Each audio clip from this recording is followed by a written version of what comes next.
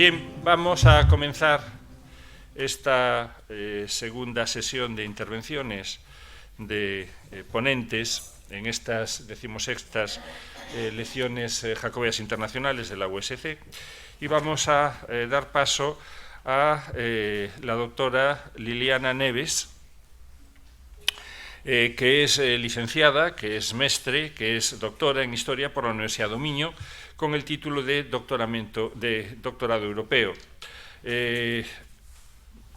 Leyó esa tesis doctoral en diciembre del año 2023 y la tesis tuvo por título, y traduzco, Caminos que se cruzan, la asistencia a los peregrinos y a los viajeros en el norte de Portugal, las misericordias, siglos XVI al XVIII.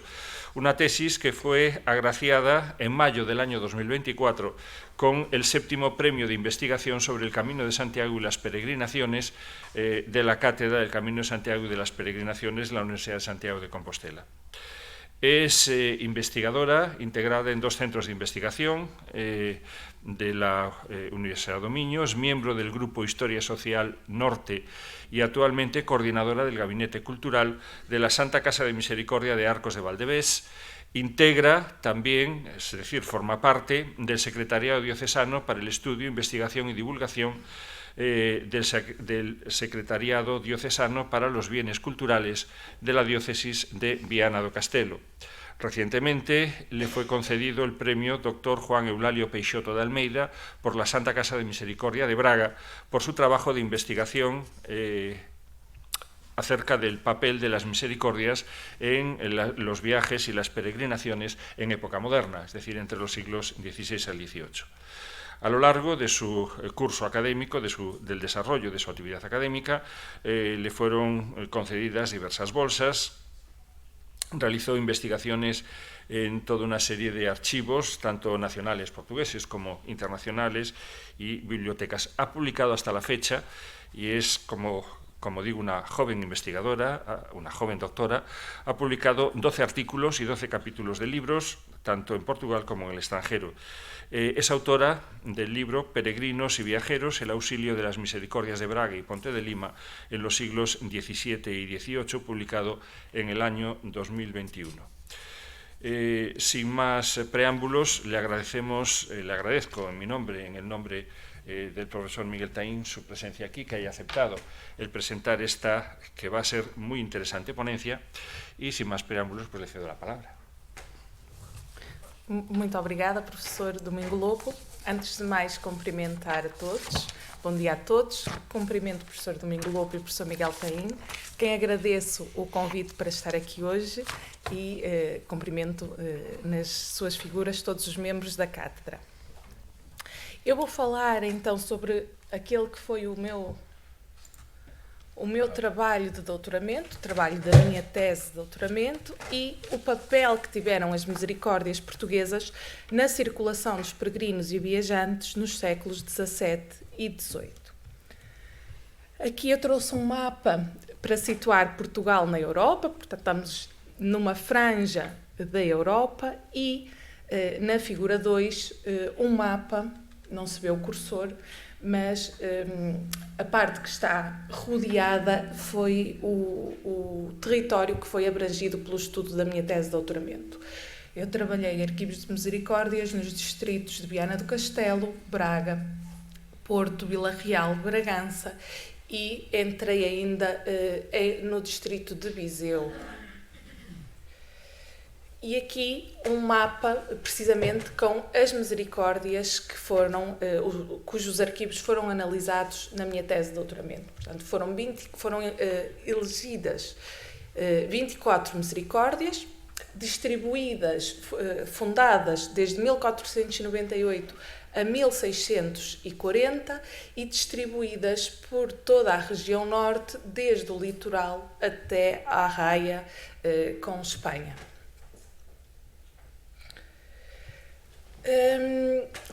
Ao todo, das 24 misericórdias, apenas 18 conservavam arquivos para o período e com informação para o tema que estava a desenvolver. Portanto, nestas 18 misericórdias, analisámos um total de 239 anos, que nos apresentaram informações relativamente aos peregrinos e viajantes. Ora, estes 239 anos, há misericórdias que analisámos os mesmos períodos, portanto, correspondem a 122 anos administrativos, e verificamos que resulta numa média de 337 peregrinos e viajantes esmolados, ou seja, que receberam uma esmola destas confrarias anualmente. Claro que temos de ter em conta que existiam confrarias que tinham uma maior dimensão e que, portanto, também esmolavam e acolhiam mais pessoas. Este gráfico é precisamente para mostrar essa realidade. Grande parte da informação que nós recolhemos-la na Misericórdia do Porto, que nos forneceu 39% dos dados, a de Ponte de Lima, 22%, Braga, 14%, e depois as restantes já com menor informação, Vila do Conde 7%, Amarante 5%, Guimarães 4%.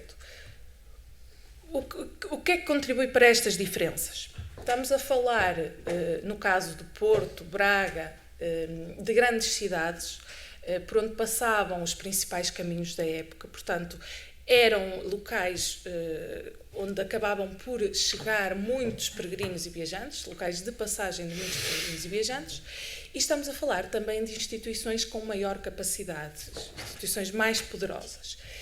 Isto significa que havia mais gente em circulação por estes territórios e que havia também um maior cuidado e uma maior sensibilidade dos corpos gerentes destas instituições para fazerem registros com maior detalhe. Por outro lado, em territórios mais pequenos, como Vila Nova de Cerveira, Monção,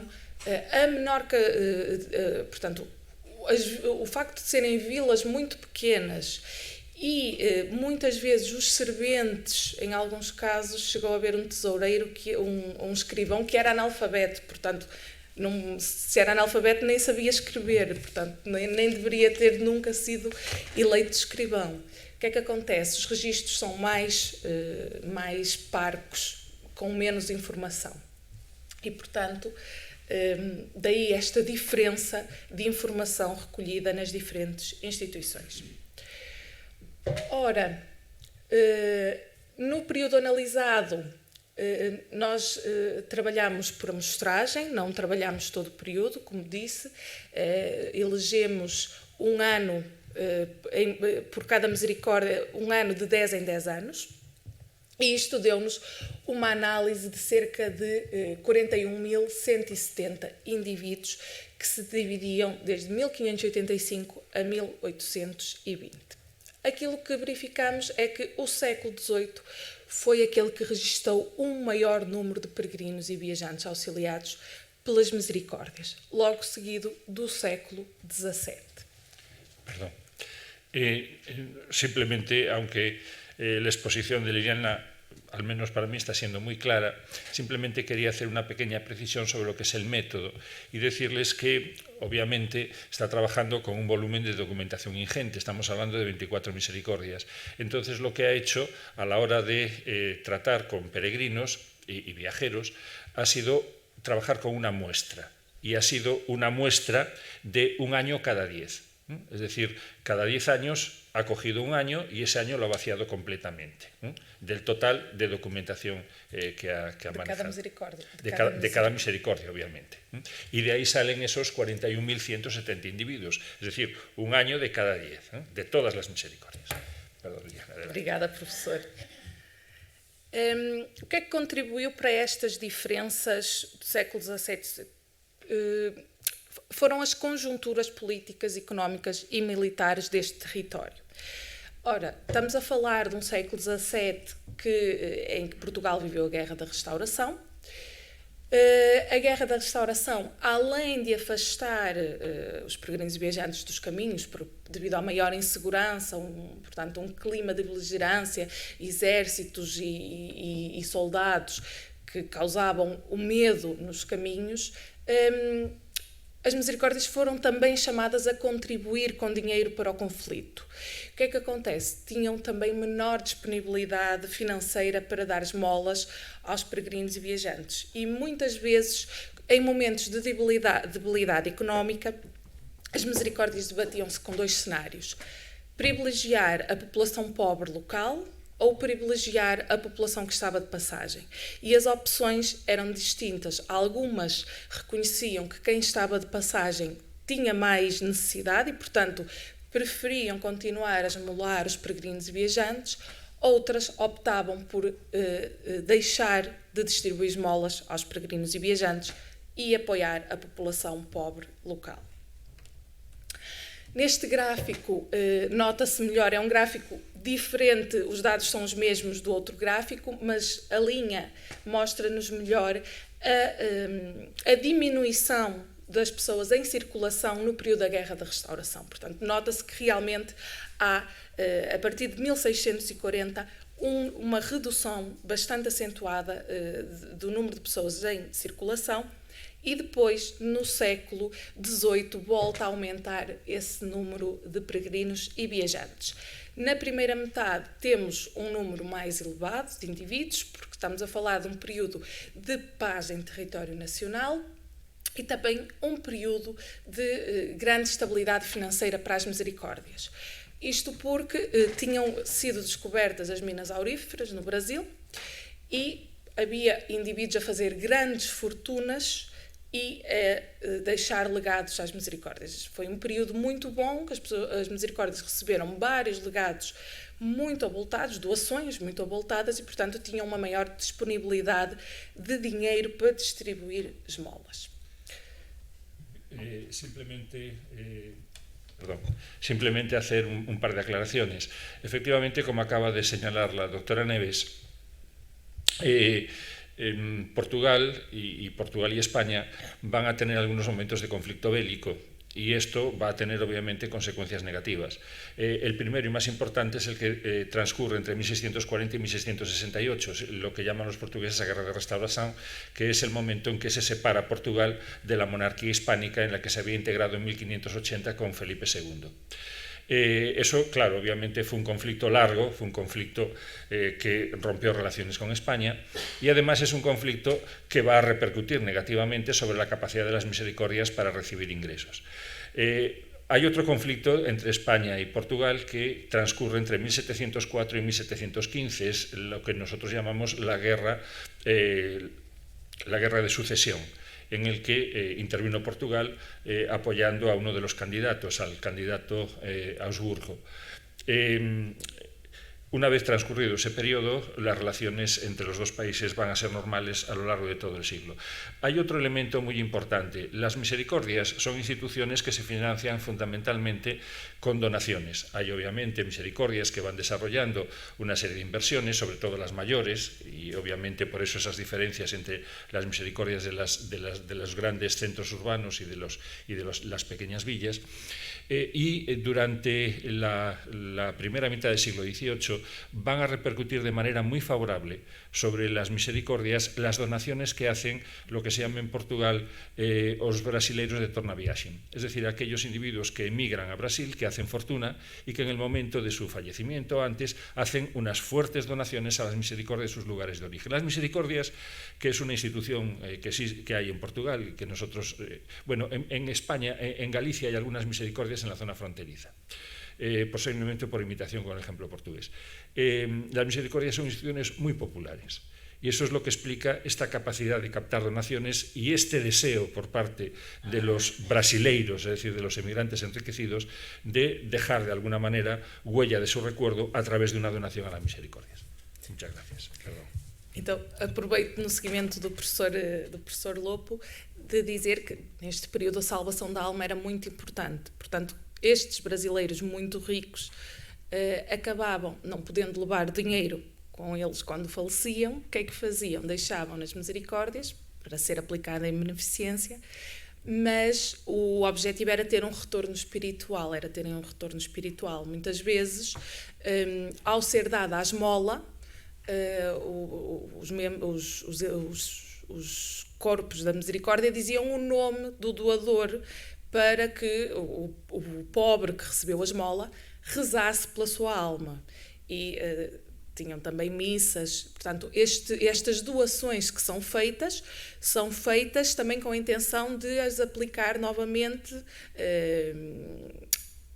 sobre a alma do doador. Portanto, de receber algo também em troca, nem que seja no plano espiritual, por parte dos doadores.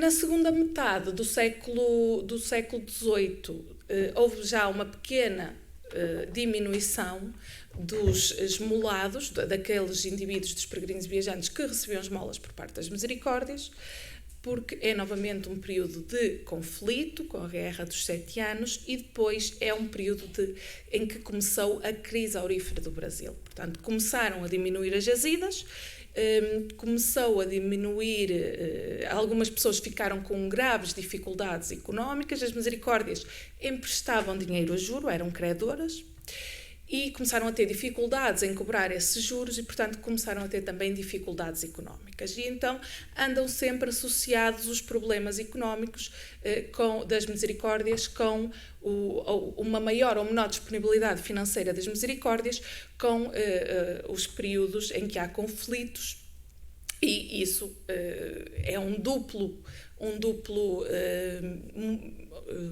dupla causa de uma diminuição ou de um aumento do número de peregrinos e viajantes esmolados.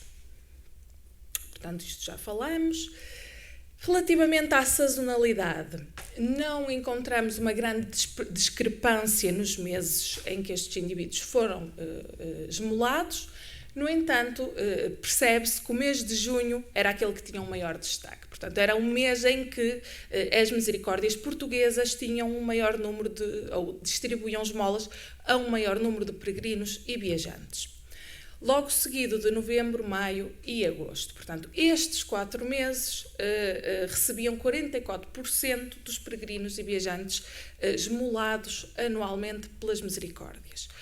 O menor fluxo encontramos nos meses de dezembro, janeiro e fevereiro, portanto, alto inverno, em que as condições meteorológicas seriam totalmente desfavoráveis às deslocações, e depois os meses de março, abril, setembro e outubro, que vão corresponder precisamente aos meses em que se fazem as sementeiras e as colheitas. E, portanto, que estão muito ligados aos afazeres agrícolas, e as populações estavam mais ocupadas com esses afazeres.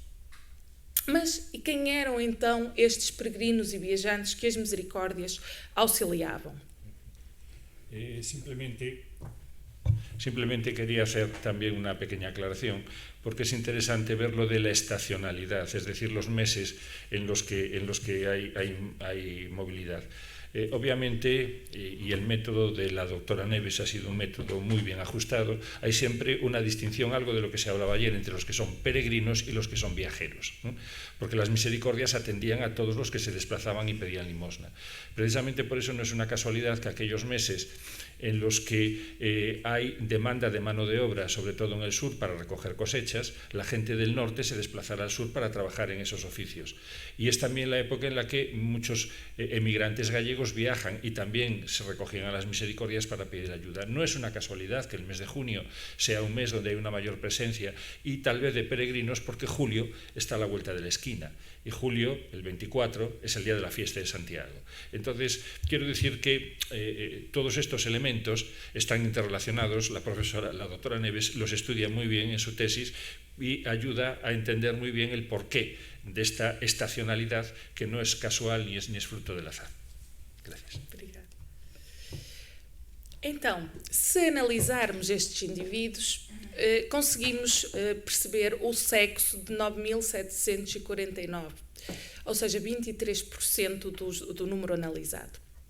Sabemos que 84% eram homens e 16% eram mulheres.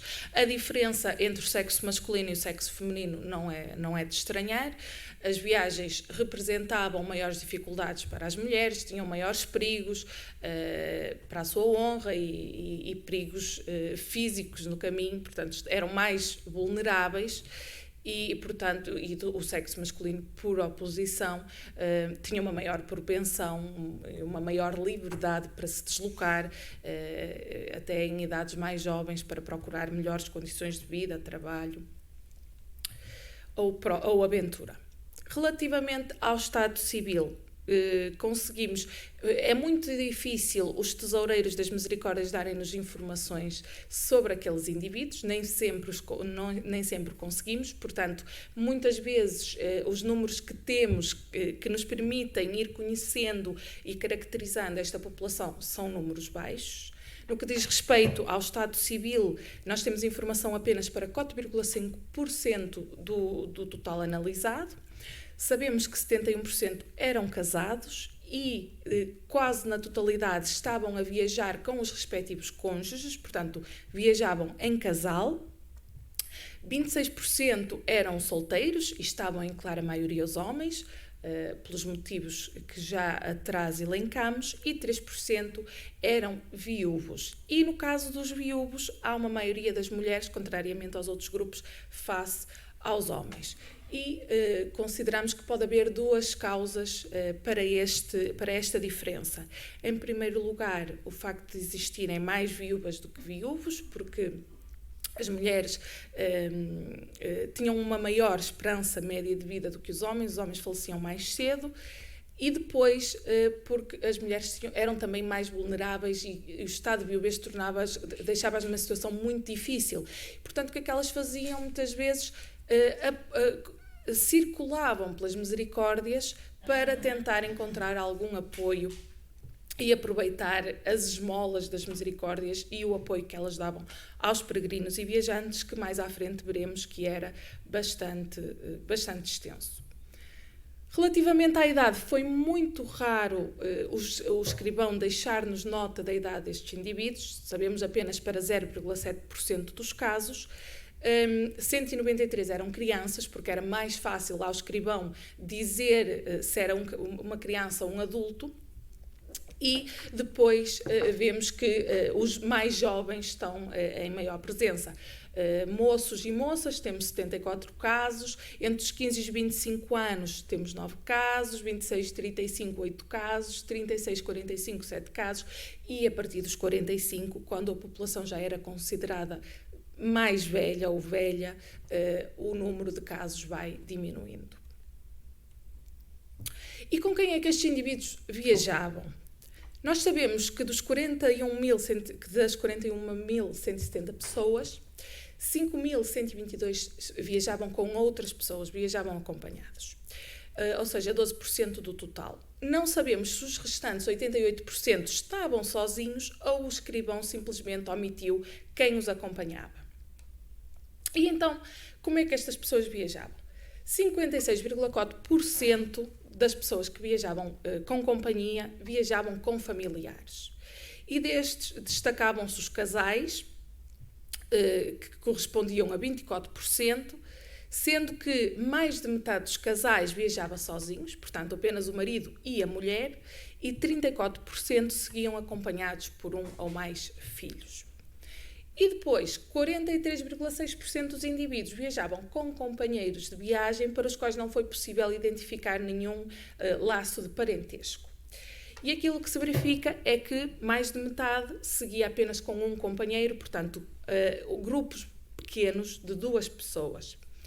23% seguia em grupos de 3, 10% em grupos de 4, 5% em grupos de 5 e 4% em grupos maiores. Ou seja, o que é que vai acontecendo? À medida que o grupo vai aumentando, menor é a frequência. O mais simples era o grupo em circulação ser um grupo mais pequeno. E o mesmo para as famílias. O mais comum eram os casais sozinhos. Depois, quando entramos nos casais com filhos, aquilo que vemos é que 106 casais iam acompanhados por apenas um filho, 53 seguiam com 2 filhos, 29 com 3 filhos, 8 com 4 filhos. Portanto, à medida que o número de filhos vai aumentando, são menos frequentes as famílias, porque viajar num grupo grande exigia outra logística, outros gastos, outras dificuldades. Portanto, o mais simples era circular no menor grupo possível, ou sozinho ou com uma ou duas pessoas a acompanhar. Além dos casais, havia ainda pais e mães que viajavam sozinhos com filhos. E neste caso, se os homens estavam sempre em maioria a viajar, quando nos referimos a indivíduos que estavam a viajar sozinhos com filhos, são as mulheres que estão em maioria. Encontramos 140 mães a viajar com filhos e apenas 81 pais, portanto uma diferença de 63,7% para 36,3%. E o que é que pode causar esta diferença?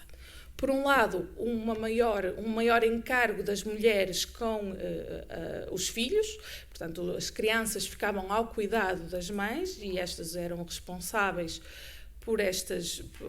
pelos filhos e, portanto, faziam-se acompanhar por eles. Por outro lado, pode também ser um reflexo da imigração masculina, que deixava as mulheres e as crianças, e, portanto, quando estas tinham que se deslocar, deslocavam-se sozinhas com os filhos. Como eu disse, estamos a falar, tenho dito várias vezes que falamos de peregrinos e viajantes, mas existem vários termos que são aplicados na documentação, que vai desde peregrinos, romeiros, passageiros a viajantes. E veremos as diferenças. Dos 41 mil indivíduos analisados, vimos que 20% foram apelidados de passageiros, peregrinos, romeiros, viandantes ou viajantes. O termo passageiro foi o mais recorrente, foi usado em 12% dos casos.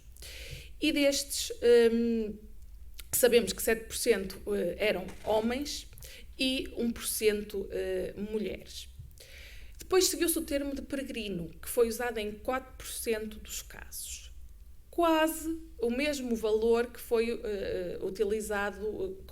em que foi utilizado o termo romeiro, que foi com 3,9% dos casos. Portanto, junto, romeiro e peregrino foi aplicado a 8% do total de indivíduos analisados. E depois o termo viandante e viajante, que é muito raro e foi usado 0,1% das vezes. Destes indivíduos, nós sabemos que, portanto, destes 8% de peregrinos e viajantes, nós temos claras referências a que 5%, 165 indivíduos, estiveram no Santuário de Santiago de Compostela. Trouxe aqui, a título de exemplo, alguns dos romeiros auxiliados. Temos aqui Roberto Rei, inglês de nação, romeiro de Santiago, que entrou no Hospital da Misericórdia do Porto para se curar. Depois temos Jacques Joseph, do Reino da França, que vai de Romaria para Santiago da Galiza e entrou em 1725 também no referido hospital. Depois temos Ana Barbosa, do Conde da Alemanha, pobre romeira, que vai para Santiago da Galiza. Portanto, são alguns dos exemplos de indivíduos que diziam claramente que vinham ou regressavam da peregrinação a Santiago de Compostela. E depois temos muitos indivíduos que tinham origem ou destino Santiago de Compostela e a Galiza, mas que não nos referem precisamente que a intenção é chegar ao santuário, que certamente para muitos esse seria o objetivo. Temos de ter em conta que no período da Guerra da Restauração o culto a Santiago foi bastante afetado pelo conflito. A Colegiada de Guimarães, por exemplo, defendia que as peregrinações e as missas em honra de Santiago deveriam ser trocadas pela Romaria à Nossa Senhora da Lapa e por Nossa Senhora da Abadia. E também o Cabido de Lamego, neste período, definiu que, em vez de irem a Santiago, os seus cônegos deveriam ir à Senhora da Lapa ou a São Gonçalo de Amarante. E daí também encontrarmos outra explicação para a diminuição de indivíduos que eram esmolados nas misericórdias neste período, uma vez que houve uma diminuição e era desaconselhada a peregrinação a Santiago de Compostela neste período de conflitualidade. Quando analisamos a naturalidade dos peregrinos e viajantes que foram auxiliados pelas misericórdias, verificamos que 49,8% eram portugueses e praticamente o mesmo número tinham origem noutros reinos e noutras regiões, 49,7%. Os portugueses eram, na sua maioria, dos distritos de Viana do Castelo, Braga, Vila Real, Porto, portanto, os distritos onde desenvolvemos a nossa investigação, e depois destacava-se o distrito de Lisboa, como tendo com 12,3% das naturalidades portuguesas. Relativamente aos estrangeiros, nas geografias, utilizo as atuais geografias, porque as geografias foram mudando ao longo do século XVII e XVIII, e para facilitar a compreensão na minha tese de doutoramento, utilizei as atuais geografias para distribuir estes indivíduos. E, portanto, 32,6% eram originários da atual Espanha, 26,8% eram naturais da França, 14% da Península Itálica, 6% da Irlanda, 5,2% da Flandres e os restantes 15,4% tinham outras origens. Isto no que respeita à naturalidade. Depois temos a origem, ou seja, quando o escrivão nos indicou onde é que eles tinham começado a sua viagem. E, neste caso, temos informação apenas para 3,7% dos casos e sabemos que 73% destes indivíduos iniciaram as suas viagens em território português, 25% saíram de Lisboa, os restantes saíram dos distritos onde estávamos a fazer a investigação, portanto, dos distritos das misericórdias, dos distritos analisados, e 27% tinham iniciado as suas viagens ou peregrinações fora de Portugal. 64,4% destes indivíduos, portanto, mais de metade destes indivíduos com origem dos périplos no estrangeiro, iniciaram em território espanhol. 205 diziam que vinham da Galiza, 131 diziam que saíram do Santiago de Compostela e 18 diziam que estavam a regressar de terem feito romaria ao Apóstolo. Depois temos 11,9% do território brasileiro e 5,8% que provinham da Península Itálica e ainda 5,2% do continente africano. E depois temos os destinos. Os destinos são aqueles que mais vezes, com maior frequência, o tesoureiro indicou nos registros que fez. Temos dados para 15,6% do total de indivíduos. E aquilo que se percebe é que 74% destes indivíduos iam para outros territórios portugueses, sendo o distrito de Lisboa aquele que mais atraía pessoas, logo seguido dos distritos que estávamos a analisar, e se olharmos para aqueles que se dirigiam para outros territórios fora de Portugal, que corresponde a 20%, praticamente a totalidade julgo que 98% iam para territórios espanhóis e destes 92% vinham para a Galiza. Foi-nos possível ainda fazer uma análise do sentido de deslocação, portanto, se deslocavam no sentido norte-sul, sul-norte, este-oeste, oeste-este.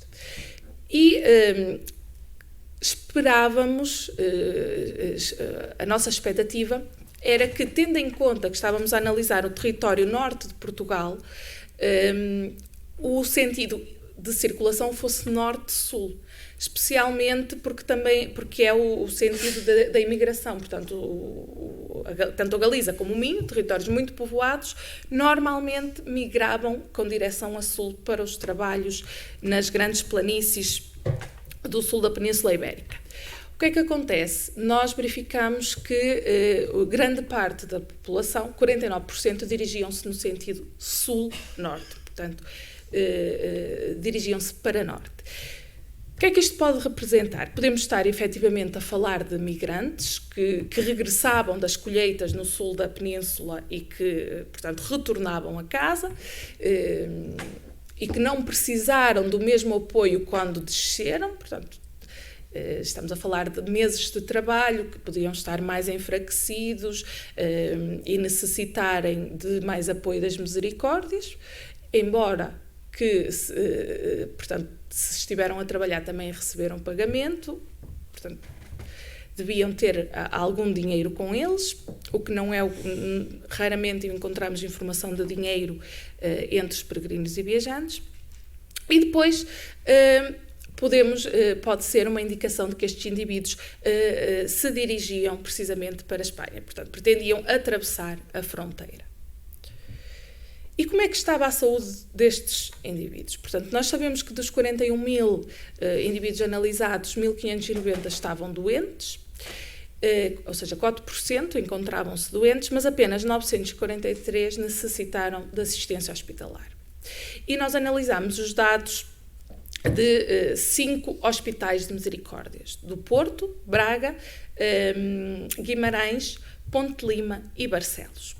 E aquilo que nós verificamos é que destes enfermos, destes 943, 73% eram homens e 18% mulheres.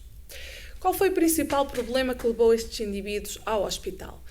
Em primeiro lugar, aparecem as febres. Portanto, neste período os diagnósticos eram muito limitados e aquilo que o escrivão muitas vezes descreve como sendo motivo da entrada é o sintoma e não propriamente a doença que afetava os indivíduos. Portanto, a febre era a principal causa de internamento, seguida depois dos acidentes e de violência e também de problemas nas pernas e nos pés. Portanto, estamos a falar de gente que estava em circulação, que andava essencialmente a pé e, portanto, que os pés e as pernas acabavam por ser dos membros muito maltratados e de causar problemas de saúde que precisavam de tratamento hospitalar. Temos aqui alguns exemplos de vítimas de violência. Domingos de São Tiago, galego, ferido de 2 cutiladas que lhe deram em Nossa Senhora da Abadia, provavelmente na Romaria, porque foi a 17 de agosto de 1623. Ou seja, ele chegou ao hospital a 17 de agosto, mas a Romaria acontecia a 15 de agosto, portanto isto deve ter sido na sequência da Romaria. E depois um caso semelhante em Ponte Lima, em 1693, quando Domingos Alves Castelhano, que vinha de Santiago, foi ferido por um camarada na Portela da Labruja, na Serra da Labruja, que era um dos locais de maior perigo para os peregrinos e viajantes que atravessavam este território, porque era uma zona muito isolada, sem habitações e, portanto, onde muitas vezes os bandos de salteadores aguardavam os peregrinos para os assaltar. Também Nicolau Albani, no seu diário, refere que foi atacado precisamente na Labruja e que teve que se defender com o bordão de peregrino. E como é que se apresentavam vestidos estes indivíduos? Nós sabemos apenas como estavam vestidos 1%, porque a informação da roupa foi-nos dada relativamente aos enfermos, aos doentes que entravam nos hospitais. Isto porque a roupa destes indivíduos era-lhes retirada, era lavada, fervida para matar todo tipo de parasitas que pudessem estar nelas e depois era restituída no final. E, portanto, os escrivães deixaram-nos nota da roupa que tinha 46% dos doentes que estiveram nos hospitais. E que tecidos é que estes indivíduos vestiam? Vestiam essencialmente tecidos grossos e rijos que tinham uma maior resistência, uma vez que estavam, e uma maior impermeabilidade, uma vez que estavam em circulação. Eram características essenciais, que fossem mais rijos, mais duros e que também fossem impermeáveis. Portanto, temos a Saragossa com 33%, a Baeta com 14%, a Estopa com 8%, o Burel com 7% e o linho com 5%. Eram essencialmente os tecidos mais grosseiros, aqueles que eram mais utilizados.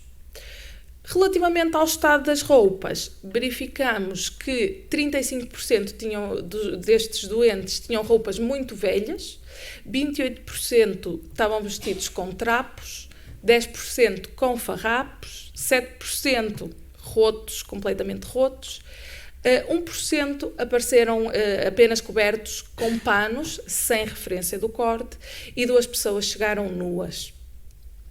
Apenas 1,3% dos indivíduos tinham roupa em bom estado ou novas. E que cores é que estes indivíduos mais utilizavam? Portanto, temos 470 menções a cores, destaca-se o azul, o preto, o branco, o vermelho e a cor parda. Portanto, as cores mais comuns e mais vulgares neste período, que outros estudos também já têm verificado. E o que é que eles levavam nos seus alforjes? Vários destes indivíduos tinham mochilas, tinham maletas, tinham sacos, tinham alforjes. Por norma, quando tinham este tipo de equipamento, levavam peças de roupa guardadas nestes sacos, e por norma essas peças de roupa são roupa interior, roupa branca, são camisas, ou algumas mudas de calções, são lenços, são meias, portanto aquela roupa que necessitava de ser trocada com maior frequência. E depois levavam também alguns objetos que podiam estar relacionados com as suas atividades. Temos aqui a borracha, as espadas, adagas, os talabartes, dinheiro, armas. O dinheiro foi muito raramente referido. Apenas 31 indivíduos, foi feita referência a dinheiro no caso de 31 indivíduos. 55% levava menos de 1000 réis, portanto levava uma quantia de dinheiro muito pequena. 32% destes indivíduos tinha entre 1000 a 3200 réis e 13% estava com quantias maiores, 13% corresponde apenas a 2 indivíduos, tinha quantias maiores de 17 a 25 mil réis. Portanto, eram indivíduos que certamente eram comerciantes e por isso viajavam com uma maior quantidade de dinheiro. Temos o exemplo de um correio de Madrid que entrou num hospital em 1626, num dos hospitais das Misericórdias, e levava consigo 54 ochavos castelhanos, e depois temos um francês que transportava 2 patacas, moeda que em Portugal valeria cerca de 750 réis, portanto, para um peregrino e viajante era um valor mais alto, mas não era um valor significativo, porque os peregrinos e viajantes normalmente recebiam uma esmola de 20 réis, 40, 50 no máximo, portanto, estamos a ver que 750 não seria um valor assim muito alto, nem 1000 réis seria um valor muito alto. Além disso, o referido homem tinha ainda 4 meias de bronze castelhanos. Como se distinguiam os romeiros de Santiago dos restantes peregrinos e viajantes? Dos 943, deixem-me referir que as Misericórdias davam esmolas a peregrinos e viajantes, e a maioria das referências que nós temos de peregrinos e viajantes que analisamos resultam precisamente dos livros de despesa destas confrarias. E depois acolhiam estes indivíduos nos seus hospitais, e é nos registros dos hospitais que nós temos uma maior caracterização, portanto, como é que se vestiam, que idade tinham, às vezes até descrição física destes indivíduos. Mas, além disso, as Misericórdias tinham espaços para lhes dar pousada, ou seja, para eles dormirem. O que é que acontece? Como era uma população flutuante, as Misericórdias nunca acharam necessário fazer um registro das pessoas que dormiam nas suas casas dos peregrinos.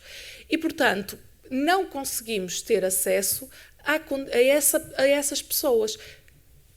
Muitas delas recebiam esmolas. Não sabemos se todas as receberiam. E, portanto, daí esta informação que temos ser mais diminuta, uma vez que não foi, as Misericórdias nunca conseguiram prioritário ter um livro de registro dos peregrinos e viajantes que pernoitavam nas suas casas de peregrinos, e praticamente todas as Misericórdias tinham uma sala com 2 ou 3 camas destinadas ao acolhimento de peregrinos. E então, dos 943 doentes, indivíduos que entraram nos hospitais, 27, ou seja, 2,6%, traziam símbolos consigo que os ligavam às peregrinações. Temos o bordão, e temos 9 registros de indivíduos que apareciam com bordão, e 6 deles era, o escrivão disse mesmo, bordão de romeiro. E depois temos a roupa. 16% dos 16 casos apareceram com peças ou hábitos de romeiro. Temos aqui o caso de Dona Isabel de Aguiar, natural de Málaga, recolhida em 1604, que vinha em hábito de romeira e disse que ia para Santiago da Galiza. E depois temos também João Batista Lázaro, recolhido pela Santa Casa do Porto em 1723, no seu hospital, e que dizia, e que o escrivão referiu como vestido de Romeiro de Santiago. E depois há outras referências, como calções de pano azeitonados, gibão de linho, roupeta de Romeiro, capa de Romeiro de couro, roupeta e calções de pano usado azeitonado, capote de Romeiro, calções de Saragossa, calções de estopa, roupeta azul, capa de pano verde, chapéu e mursa de Romeiro, calções de Saragossa, sotaina de para tudo, mursa do mesmo e mais de Romeiro, tudo usado, vestido de duquesa parda, capa, justilho e calções boubachas de baeta vermelha, chapéu preto e capilha de pano preto de Romeiro e bordão e um alforje com uma camisa dentro. Em janeiro de 1717 foi recebido no Hospital da Misericórdia de Barcelos um homem de nome António da Silva, de Setúbal, que, vindo de Romaria do Apóstolo Tiago, que adoecera de febre maligna. Tinha cerca de 40 anos, estrutura mediana e cara redonda. O tom da pele era alvarinho, cabelo preto e curto. Era solteiro e vestia-se com uns calções e a béstia que eram de Saragossa, tudo muito roto e remendado. Camisa velha, chapéu velho e umas conchas, chinelos com meias velhas e bordão de Romeiro, um surrão e só trazia uma capa velha de Saragossa que podia valer 240 reis. Este caso é interessante porque aparecem as conchas, que não é muito comum, não encontrei outro caso em que referissem o transporte de conchas entre os peregrinos e viajantes. Outro aspecto de que quero falar é da doação de cartas de guia e cavalgaduras, que era um dos serviços e uma das ajudas que as misericórdias prestavam a quem estava em viagem e peregrinação neste período. E, portanto, dos 41.170 indivíduos que nós analisámos, 60% apresentaram-se com uma carta de guia. Ora, qual era a diferença de se apresentarem com este documento e de se apresentarem sem ele?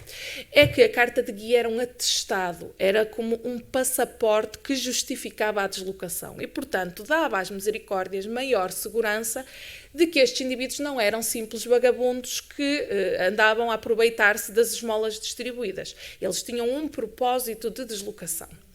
E, portanto, enquanto que os passageiros que não apresentavam carta de guia recebiam cerca de 10 reis de esmola, quem tinha uma carta de guia recebia 20 reis, 40 reis, 50 reis, portanto, valores bastante mais altos. E o que é que acontece? Uma carta de guia podia ter uma família inteira dentro, portanto, neste caso, as esmolas eram ainda maiores. Nós conseguimos localizar um exemplar de carta de guias. Na altura não se conheciam, quando eu fiz o doutoramento, ainda não se conhecia nenhum exemplar de cartas de guia para o século XVII e XVIII. Este exemplar é do século XVIII, acabou por não ser utilizado, portanto ficou na Misericórdia. Neste momento eu já conheço mais 5 ou 6 exemplares que estão anexos a processos da Inquisição ou que foram encontrados na Misericórdia de Lisboa. Porquê que este tipo de documento não se conservou? Porque eram documentos que os peregrinos levavam consigo, portanto apanhavam chuva, apanhavam terra, ficavam sujos e acabavam por se deteriorar e por desaparecer. Conservaram-se quando, em casos muito esporádicos, por exemplo, em processos da Inquisição ou na Misericórdia de Lisboa, encontramos 2 ou 3 exemplares que acabaram por ficar guardados, que foram de indivíduos que lá chegaram com este tipo de documento. E, portanto, normalmente a carta de guia levava uma imagem de Nossa Senhora da Misericórdia, vemos a Virgem da Misericórdia com o seu manto, ou podia levar as armas da confraria que a passava. E depois levava um texto que dizia: o provedor e irmãos da misericórdia, e colocava-se o nome da misericórdia, fazemos saber aos senhores provedores e irmãos das misericórdias a quem esta carta de guia for apresentada, que desta terra, e colocavam a informação e os dados pessoais da pessoa, portanto, o nome, podia ter uma descrição física para evitar que fosse passado a terceiros e dizer para onde ia. E por nos constar da sua muita pobreza e necessidade, foi provido com esmolas desta Santa Casa. Pelo que pedimos a vossas mercês que, indo o seu caminho direito, o favoreçam com as suas esmolas para o ajudar a passar o seu caminho. E, portanto, as misericórdias depois iam escrevendo a esmola, cada misericórdia. Portanto, funcionava como um passaporte. Ao chegar a misericórdia registava que lhe fora dada, que lhe deram uma esmola, e, portanto, ele lá seguinte fazia o mesmo, e, portanto, pelo interior as misericórdias iam preenchendo, e com isso ia sabendo se a pessoa realmente estava a seguir o caminho mais rápido, ou o caminho direito, entre os pontos entre os quais circulava. Além da carta de guia, as misericórdias forneciam cavalgaduras para aqueles que estavam debilitados e não conseguiam andar. E, portanto, temos 18,7% dos indivíduos que receberam uma cavalgadura, portanto, uma besta, eram os mais utilizados. Os cavalos eram um produto de luxo, portanto, normalmente utilizavam-se as bestas ou os burros para transportar estes indivíduos, e em caso esporádico, quando a pessoa realmente nem se conseguia sentar, podia ser dado um carro para a pessoa ir deitada. Normalmente acontecia quando tinham que ir para o hospital. O pagamento destes transportes era muito variável, dependia da distância percorrida e dependia também da disponibilidade. Havia anos em que não existiam cavalgaduras disponíveis e, portanto, ou meses em que não existiam cavalgaduras disponíveis e, portanto, o preço tornava-se um preço exorbitante. Normalmente as misericórdias pagavam a cavalgadura até à misericórdia mais próxima. Portanto, de Braga o comum era pagar até Ponte de Lima, Guimarães, Barcelos, do Porto até Azurar, Ovar ou Arrifana de Sousa, atual Penafiel, de Guimarães até Amarante ou Cabeceiras de Bastos, de Amarante até Arrifana de Sousa, Penafiel, e de Vila Real até Amarante, Mursa ou Vila Pouca de Aguiar. Além disso, as misericórdias podiam fornecer bens alimentares, podiam fornecer roupa quando os indivíduos chegavam nus e podiam também fornecer sapatos àqueles que chegavam descalços. E sabemos que no caso dos peregrinos e viajantes, a existência de calçado era muito importante para ajudar na sua progressão e proteger os pés das mazelas do caminho. E agora quero, antes de terminar, falar apenas sobre uma documentação que eu encontrei aqui que analisei e que está no arquivo diocesano de Santiago de Compostela e que nos mostra Santiago de Compostela como um espaço de redenção no século XVIII. Ora, tratam-se de processos de casamentos de peregrinos e viajantes, e nós analisamos 34 casamentos, sendo que destes 16 conservam inquéritos, aquilo que nós chamamos de inquéritos matrimoniais, portanto, tem um processo anexo ao casamento. E, através destes inquéritos matrimoniais, destes processos, nós conseguimos perceber motivações, trajetórias e dificuldades cotidianas destes indivíduos. Aqui um gráfico que mostra, portanto, estes casamentos aconteceram todos no século XVIII. O ano de 1739 foi aquele que registou, principalmente registou os inquéritos matrimoniais e, portanto, registou um maior número de casamentos. Eu julgo que estes processos matrimoniais acabaram no livro de registro paroquial, mas faz-me parecer que existiam livros próprios para registro deste tipo de informação. O que é que acontece? Provavelmente por ter terminado e enquanto eles aproveitaram e fizeram porque é uma informação muito rara que só encontrei localizada neste ano nos livros paroquiais. E, portanto, de que é que se trata? Trata-se de indivíduos que tinham iniciado uma relação amorosa e, por algum motivo, tinham acabado por fugir. Portanto, baseados na realização de esponsais ou troca de palavras de casamento, fugiam das justiças e da reprovação familiar e procuravam depois, mais tarde, a absolvição e a regularização dos seus estados em Santiago de Compostela. Quando analisamos estes casais, o que se percebe é que, portanto, na parte dos homens, dos noivos, 12 indivíduos eram franceses, 8 portugueses, 3 alemães, 3 italianos, temos ainda 2 austríacos, um espanhol, curiosamente, não são os mais frequentes, um maltês e um suíço. E depois, na naturalidade das noivas, temos 9 portuguesas, 7 alemãs, 7 francesas, 5 espanholas, depois uma da Áustria, uma da Itália e 2 da Suíça. Quais foram as motivações para as fugas? Foram precisamente desobediência a ordens familiares. Portanto, muitas vezes os pais não concordavam principalmente os pais da mulher, não concordavam com aquela ligação amorosa e, portanto, o que é que acontecia? Eles fugiam. E depois crimes, muitas vezes em alguns casos o homem tinha cometido um crime, portanto era procurado pelas justiças, tinha que fugir. Aconteceu em 2 casos portugueses, fugiam para a Espanha e para fugir dos castigos e levavam as pessoas com quem tinham uma ligação amorosa, e há alguns casos em que houve uma gravidez fora de matrimónio e, portanto, tiveram que fugir. E depois buscavam então regularizar o seu estado. Aqui temos um tempo de errância antes de casarem em Santiago de Compostela. Temos 4 casais que estavam juntos há 1 ano e meio, portanto que diziam ter fugido há 1 ano e meio. Temos 3 casais que tinham fugido há 2, 3 há 2 e meio, 2 casais há 5 anos, 2 há 10 anos e depois um casal há 1 ano, 1 há 3, 1 há 4 e 1 há 15 anos que andava junto sem ter casado. Alguns destes casais foram tendo filhos, temos 7 casos, um deles teve 3 filhos, julgo que foi o que já estava junto há 15 anos, outro teve 2 filhos, 4 já tinham um filho e uma das mulheres estava grávida de um dos casais. Temos aqui agora apenas alguns exemplos destes indivíduos. Portanto, Cristóvão Milari e Maria Elizabeth, casados a 17 de outubro de 1738, aqui em Santiago, ele de Friburgo e ela de Lucerna. Ela tinha vindo a Santiago aos 15 anos, na companhia da mãe. No regresso, a mãe tinha deixado na cidade de Valladolid, onde tinha permanecido 12 anos a trabalhar como criada de um sombreiro da Plaza Maior.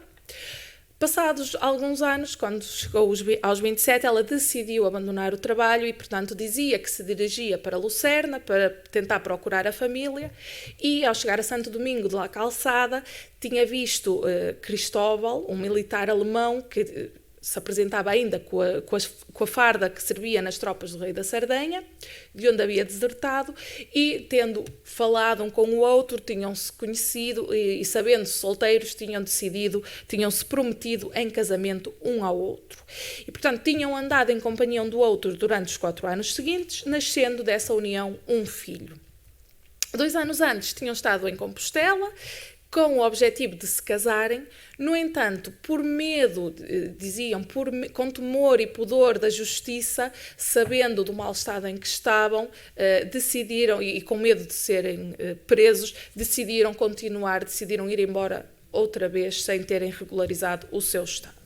Temos aqui um mapa que mostra, portanto, os sítios por onde Maria Elizabeth dissera ter circulado. Portanto, ela viera de Lucerna para Santiago, tinha estado em León, em Valladolid, em Santo Domingo de la Calçada e em Roncesvalles. Solo una pequeña aclaración que creo que no la merece. Cuando habla ahí de farda es el uniforme, es decir, iba vestido con el uniforme, que probablemente tuvo algo que ver en el atractivo de este individuo. Simplemente indicar que el Hospital Real era una auténtica isla dentro de Santiago. Y cuando hablo de isla, no hablo solo de una isla jurisdiccional, que lo era, pues que dependía directamente del rey y no tenía nada que ver con las autoridades locales, sino que también era una isla de carácter eclesiástico, es decir, era parroquia propia. Tenía, por lo tanto, pila bautismal y los capellanes del Hospital Real eran párrocos del hospital. Por lo tanto, se celebraban bautizos, matrimonios y, lógicamente, enterramientos. A pesar de que la ciudad, como es bien sabido, tenía una parroquia propia para extranjeros, que era la parroquia de Santa María de la Corticela, que todavía sigue hoy funcionando como parroquia de extranjeros, es decir, todavía sigue teniendo estas características. Obrigada, professor. Outro exemplo aconteceu em 1739. Jacobo Toma e Ângela Maria Garcia, ele francês e ela natural de Sevilha. Jacobo abandonara a sua terra em França em 1718 e andara por várias partes, acabando em Sevilha, onde estivera durante 10 anos e conhecera Maria Ângela.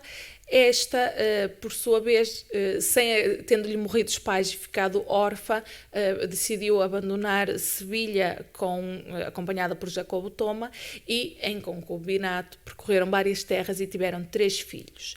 E então a mulher admitia ter vindo a Santiago pôr-se na graça de Deus e ganhar o jubileu. Outro caso é de Francisca Soares e João Gonçalves, moradores na Rua de Trás, no Porto, portanto, moravam mesmo junto ao Hospital de Peregrinos que existia na cidade do Porto, que era precisamente na Rua de Trás, e João Gonçalves, há cerca de um ano, tinha-lhe prometido casamento, e sobre esse casamento tinham tido contacto, sobre essas promessas de casamento tinham tido contacto sexual e acabaram por fugir juntos, até que uma grande enfermidade os tinha afetado e, com medo de falecerem em pecado, decidiram vir ao apóstolo desejosos de pôr-se em carreira de salvação. Temos aqui os sítios por onde eles dizem que passaram. Este caso já é de outro casal, que é Manuel Pereira e Francisca Soares, o mapa dos sítios por onde eles passaram, portanto, Santiago de Compostela, ou melhor, Faro, Lisboa, Arraiolos, Serra da Estrela, Amarante, Vila Real, até chegarem a Santiago de Compostela. E aqui temos outro exemplo de Manuel José de Oliveira e Ângela da Cunha, portugueses, ele natural do Porto, ela de Guimarães. Conheceram-se quando ela foi servir para a cidade do Porto, mas como Manuel era procurado pela justiça por ser acusado da morte de 2 ingleses, decidiram fugir. Decidiram embarcar-se com destino ao Brasil, portanto, para começar uma nova vida do outro lado do Atlântico. No entanto, o navio foi assolado por uma enorme tempestade e acabou por aportar na Corunha e, vendo-se salvos e livres de perigo, resolveram que era momento de mudar de vida e um confessor aconselhou-os a virem a Santiago de Compostela regularizar o seu estado. E outro caso, julgo que é o último, de Maria Josefa Duarte e Benito Ferreira, ele do Porto, e ambos do Porto. Ele tinha-lhe dado palavras de matrimónio, tinham tido, portanto, relações com base nessas promessas e acabaram por fugir. E mais tarde o Benito tinha ficado muito doente e não encontrava um confessor que o absolvesse. Portanto, decidiram, aconselhados também por esses confessores, vir a Santiago de Compostela e regularizar o seu estado. E aqui o caso de Guilherme Rodela e Maria Pasqueta, franceses, que andavam errantes há vários anos. Durante esse tempo nasceram-lhe 2 filhos, um de 3 e um de 1 ano e meio. Chegando à vila de Nai, portanto um sítio novo, o cura da vila pediu-lhes uma prova de como eram casados e eles, como não tinham, portanto queriam prendê-los. Colocaram-se em fuga e depois, aconselhados por um confessor, decidiram vir a Santiago de Compostela para se regularizarem. Aqui temos o caso de João Pereira Leitão e Isabel de Oliveira, também os sítios por onde eles passaram. Estiveram em Tabira, Lisboa, portanto, ele era do Algarve e ela era de Coimbra, portanto, eles passaram por Tabira, Lisboa, Coimbra, Cantanhede, Viseu, Lamego, Porto, Ponte de Lima, até chegarem a Santiago de Compostela para casar. Portanto, eles haviam fugido juntos e o que é que acontecia? Os pais de Isabel ofereciam várias moedas de ouro a quem lhes levasse a cabeça de João Pereira Leitão. Portanto, eles diziam que não podiam regressar a Portugal porque eles corria perigo de morte. O que é que acontece? O que é que nós vemos nestes casais? Que existia uma rede de conhecimentos que se ia estabelecendo ao longo do caminho e, portanto, alguns deles serviram, eles tinham que apresentar 3 testemunhas e alguns deles serviram de testemunhas uns dos outros, porque já se conheciam, já estiveram em várias partes juntos, já se tinham cruzado. E agora, apenas em jeito de conclusão, referir que as misericórdias foram essenciais no panorama das viagens e peregrinações no período moderno, em Portugal, desde a doação de esmolas, a atribuição de cartas de guia, o receber os indivíduos nas casas, portanto, ou dar pousada aos peregrinos nas casas dos passageiros. Praticamente todas as misericórdias analisadas destinavam uma ou duas camas, ou duas ou três, num pequeno espaço para pousada destes indivíduos, por vezes, ou através da doação de esmola, ou fornecendo-lhe bens, estes podiam alimentar-se, portanto, iam cumprindo as obras de misericórdia, dar de beber a quem tem fome, dar de comer a quem tem fome, dar de beber a quem tem sede, forneciam palha, azeite e lenha para se iluminarem e aquecerem durante a noite, preocupavam-se com o asseio das casas onde estes indivíduos estavam, quando estavam doentes acolhiam-os nas enfermarias, lavavam a roupa, cortavam-lhes o cabelo, portanto tinham cuidados de higiene que recebiam roupa e calçado quando estavam despidos, quando faleciam enterravam-os e forneciam um enterro digno, forneciam cova e mortalha, diziam missa, portanto ofício fúnebre, e depois ainda celebravam uma missa pela alma, e quando tinham dinheiro com eles ou algum bem de valor, vendiam e esse valor era utilizado para missas pela alma destes indivíduos. A nível judicial, auxiliavam os presos e cativos, e quando estamos a falar de peregrinos e viajantes, estamos a falar de uma população mais vulnerável que necessitava de maior apoio porque não tinha redes de sociabilidade, portanto, estando encarcerados, tinham que pagar a carceragem, os processos de libertação, e muitas vezes as misericórdias pagavam estas custas, incluíam estes indivíduos no seu rol e chegavam mesmo a pagar deslocações de pessoas às terras de origem para ir buscar papéis para os processos. E depois, a nível espiritual, também os peregrinos e viajantes tinham a oportunidade, portanto, as misericórdias cumpriam as 7 obras de misericórdia espirituais também com estes indivíduos.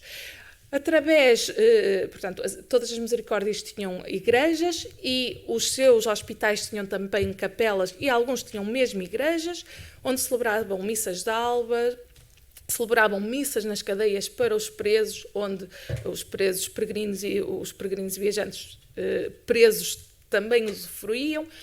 Deixa-me dizer que as missas de alba eram também chamadas as missas dos peregrinos, portanto, porque os peregrinos saíam muito cedo e estas missas eram ditas ao amanhecer para eles poderem estar na missa antes de continuarem o seu percurso.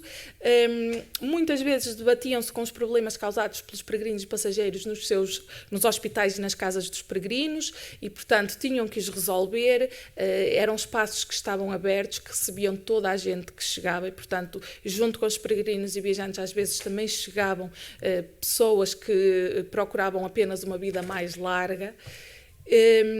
Garantiam cuidados no momento da morte, portanto, os enfermeiros e o capelão estavam sempre disponíveis e deviam estar, o capelão devia morar mesmo junto ao hospital para qualquer momento do dia ou da noite poder confessar os doentes que se encontrassem em caso de, portanto, moribundos que estivessem para morrer. E, neste caso, os peregrinos e viajantes eram também contemplados. Além disso, existiam ainda legados que alguns benfeitores deixaram precisamente para ser aplicados com os peregrinos e viajantes, quer fosse em roupa para as camas onde estes dormiam, quer fosse na doação de esmolas. E, com isto, termino a minha apresentação. Muito obrigada pela vossa atenção.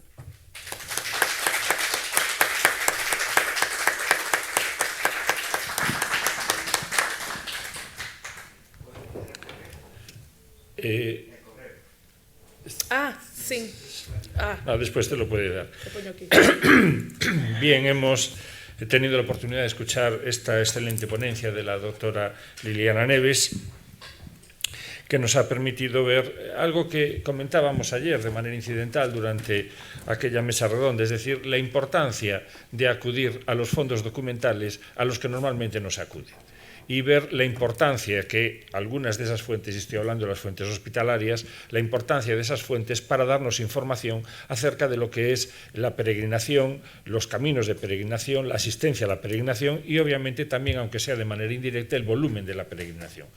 Porque también, obviamente, estas fuentes tienen sus problemas, de la misma manera que en el Hospital Real de Santiago y en el Hospital Real no tenemos registro de entradas de los peregrinos en la peregrinería, tampoco las misericordias, que tenían sus propias peregrinerías o lugares de residencia para transeúntes que no necesitaban de la asistencia económica o de la asistencia médica de los que por allí pasaban. Bien, es el momento de dar la palabra al público para que presente sus dudas o plantee sus curiosidades a esta investigadora que también conoce este mundo y además un mundo que obviamente ha contribuido a enriquecer nuestro conocimiento sobre la peregrinación. No es una casualidad que el siglo XVIII sea un siglo donde hay esos picos elevados de asistencia, porque obviamente, y como ya he dejado constancia, no todo el que pasa por la misericordia es peregrino, pero sí hay peregrinos que pasan por la misericordia y los volúmenes de peregrinos obviamente nos están dando indirectamente información sobre la importancia de la peregrinación. Y en ese sentido, pues la información que ella nos ha proporcionado es muy útil y además sobre territorio portugués. Bien, tienen ustedes la palabra y pueden hacer uso de ella cuando estimen oportuno. Bueno, Liliana, pues de mi parte, darte la enhorabuena, la más profunda, porque es un trabajo, yo ya había oído este trabajo a través del profesor Taín y tenía mucha ganas de escucharte, porque es un trabajo ímprobo, es un trabajo bueno, de largo recorrido y se nota muy especialmente como decimos en España, el currelo que te has pegado para hacer este trabajo. Quiero también añadir que los caminos en Portugal son muy importantes desde el punto de vista histórico. Yo no me quiero meter mucho en este tema porque no soy experto, pero sí que soy gran aficionado a leer todo lo que me cae de los caminos en Portugal. Y bueno, pues decirte que realmente Portugal se merece creo que un puesto mucho más importante del que tiene actualmente en el mundo jacobeo, a pesar de que, o a favor de que se está poniendo muy de moda los caminos en Portugal, y sobre todo en la frontera desde Valencia a Domiño, desde Tui para adelante.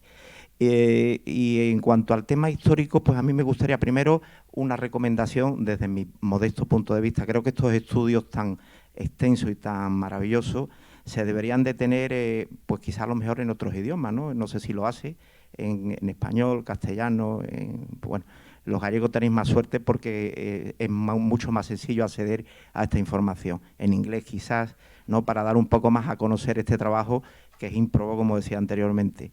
Me gustaría también saber si, aparte de todos estos registros que has hecho en tu trabajo, tienes, pues, no sé, que haya en tus trabajos hayas conocido cuestiones sobre literatura odepórica, del Camino de Santiago en Portugal, porque histórico hay mucho, no solamente desde el siglo XVIII, también desde el siglo XVI, siglo XVII en adelante.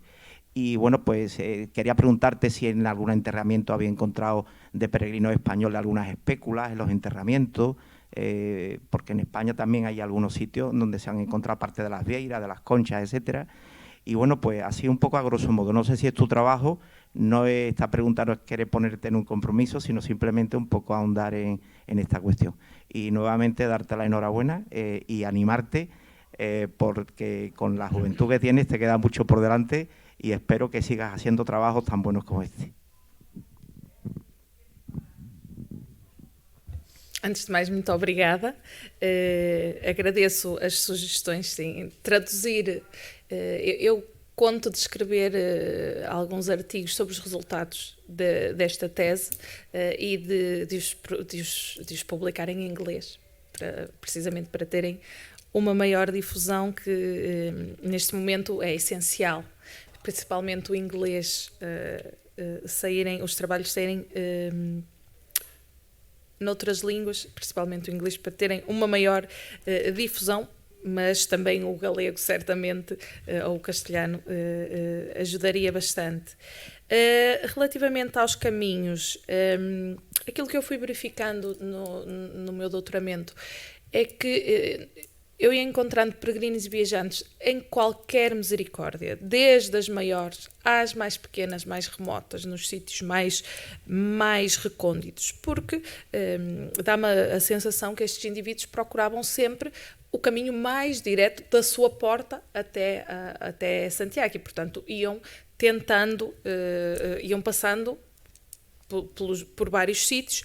Claro que aqueles caminhos que tinham maiores condições, que passavam por cidades onde havia uma maior rede de apoio, de assistência, e estes peregrinos e viajantes sabiam que encontrariam auxílio, misericórdias maiores, a existência de pontes, portanto, claro que confluíam para esses territórios, para esses percursos, os caminhos que já estavam calcetados, que portanto já existia uma estrada, acabavam por confluir para esses percursos os maiores, portanto, a maioria do fluxo de peregrinos e viajantes. Relativamente à bibliografia do caminho, em Portugal há alguns trabalhos do Carlos Alberto Ferreira de Almeida, mas são trabalhos muito parcos. Depois existem não é o José Matoso, agora não me lembro do nome do outro autor, mas são essencialmente dois autores que trabalharam tem alguns artigos sobre os caminhos, mas não existe uma grande obra de fundo, pelo menos do ponto de vista histórico, sobre os caminhos de Santiago em Portugal. Relativamente, existem depois muitas referências em diários e em relatos de viagens de estrangeiros que passaram no século XVII e XVIII por Portugal, que visitaram Santiago de Compostela e que passaram por Portugal e que vão referindo os percursos que seguiram e, portanto, a maioria deles, aquilo que nós notamos é que segue o percurso que liga Lisboa, portanto, Lisboa, Coimbra, Porto, Ponte de Lima, Valença. Portanto, este percurso era aquele que era mais frequente e que também correspondia à estrada real, portanto, tinha melhores condições e era mais fácil para as pessoas não se perderem. Relativamente ao enterramento de peregrinos e viajantes em que fosse possível identificar, se percebi bem, características relacionadas às peregrinações, não consegui encontrar informação. Não sei se respondi, se quer que esclareça melhor alguma das questões, e desde já agradeço também pelos conselhos e pelas suas palavras. Obrigada. Muy bien. ¿Alguna otra cuestión? Sí, por favor.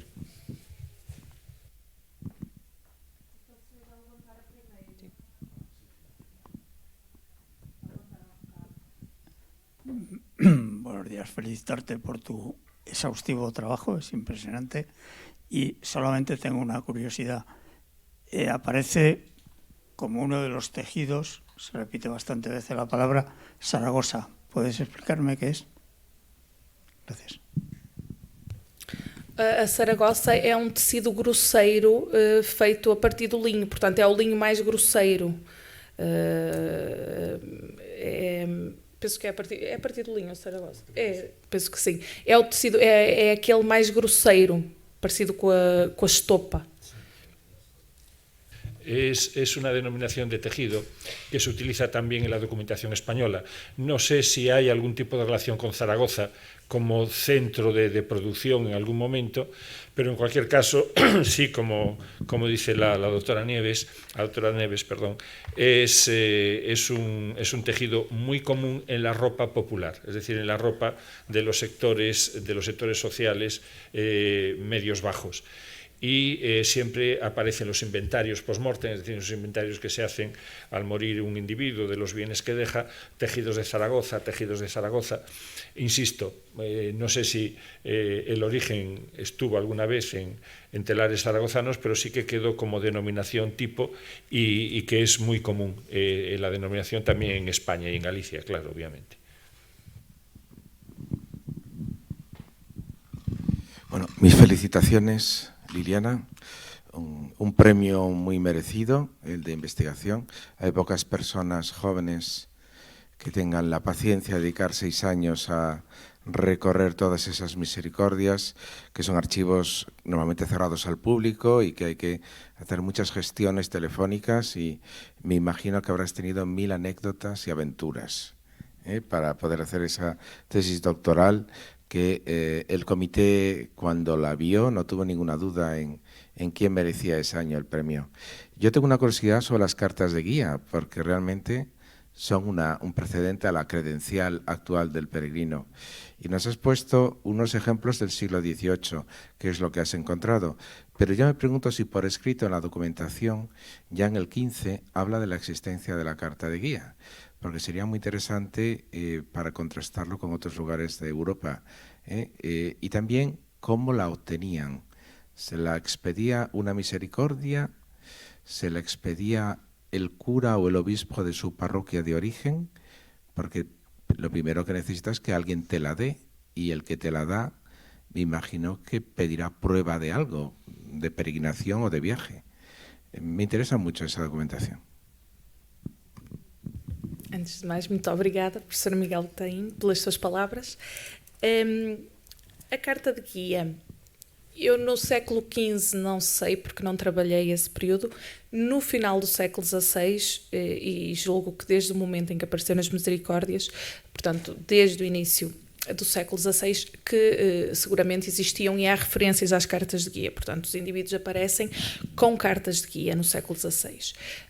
Não temos nenhum documento, nenhum exemplar, porque referências às molas, portanto, do escrivão dizer chegou Joaquim Fernandes com carta de guia e demos mola de 20 reis. Temos milhares de referências. Ver o documento e conhecer o documento em questão para esse período é que não encontramos. Temos agora este exemplo do século XVIII e entretanto já encontrei mais 4 ou 5 também para o século XVIII, e depois conhecemos para o século XIX, mas que já eram utilizadas no século XVI em grande escala, eram sem dúvida. Para o século XV não tenho dados, porque não analisei esse período.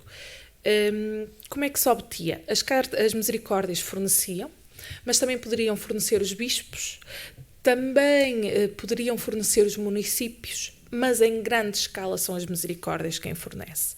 Elas tinham, em alguns momentos, cada misericórdia fazia imprimir as suas cartas de guia. Noutros momentos, e para evitar falsificações, a Misericórdia de Lisboa teve o privilégio de apenas ela poder emitir cartas de guia, portanto, depois distribuí-las pelas outras misericórdias, o que nunca foi muito bem respeitado. E estes documentos eram... ou seja, a misericórdia não conhecia a população. Normalmente é a misericórdia de origem que dá, portanto, da localidade da pessoa. Temos alguns casos de estrangeiros que chegam com carta de guia do bispo, espanhóis, por exemplo, ou então que receberam na fronteira. Normalmente, no caso dos portugueses, o que aconteceria é que as misericórdias procuravam saber com os curas das paróquias, portanto, se realmente aquelas pessoas tinham a necessidade da deslocação e para onde se dirigiam, porque o pároco era a pessoa que melhor conhecia as necessidades destes indivíduos. Portanto, elas procuravam balizar a atribuição de cartas de guia através destas informações, recolher informações sobre a pessoa para realmente saber se era pertinente ou não fornecer-lhes o documento. Relativamente aos estrangeiros que recebiam em Portugal, não sei bem como é que eles justificavam. Possivelmente alguns traziam documentos das autoridades das suas terras de origem, depois as misericórdias também lhes atribuíam a sua própria carta de guia, porque aparecem muitos estrangeiros com carta de guia também. E era um documento importante porque ajudava, portanto, era o equivalente a um passaporte, e ajudava estas instituições, portanto, era benéfico para as instituições que evitavam, assim, gastar os seus recursos financeiros com vagabundos e, portanto, também afastava um pouco a mendicidade, porque quando não tinham carta de guia já não eram olhados da mesma forma. Por outro lado, também era uma salvaguarda para os portadores, que conseguiam uma maior esmola, conseguiam um melhor tratamento nestas instituições ao apresentar este documento. Mas ainda assim existia falsificação. Em Braga houve um caso do que o pároco, o capelão da Misericórdia, assinava cartas de guia sem o provedor, porque normalmente o provedor é que deveria assinar as cartas de guia mediante as informações que reunia, e houve um caso em que o capelão e os sobrinhos do capelão assinavam as cartas de guia e expediam as cartas de guia sem esse controle do provedor. E, portanto, sempre existiu desvio no uso destes documentos, embora fossem documentos que tentavam controlar estas deslocações. Não sei se esclareci. Obrigada. Sí. Manolo. Moi breve, as cartas de guía había que pagadas? Não, as misericórdias pagavam a impressão. Eu cheguei a fazer a conta disso, acho que à volta de 3 reis por documento, 3 reais, portanto era muito baratinho, mas as pessoas não tinham que pagar a carta de guia, não, eles recebiam, era-lhes atribuída e não havia necessidade de pagarem nada. Bien, hemos llegado al final de esta primera intervención.